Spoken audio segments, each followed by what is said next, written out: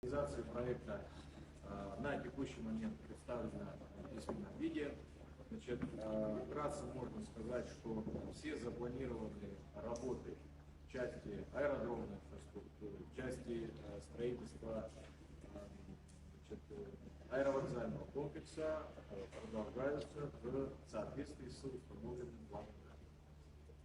По аэродромной части у нас не практически, а завершены все работы.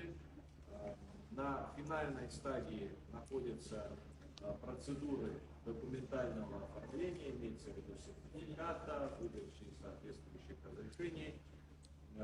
По информации от наших коллег, все технические мероприятия, соответствующие техническим нормам и требованиям, выполнены, и в ближайшее время уполномоченным органам будут выданы соответствующие сертификаты, которые дают право осуществлять работу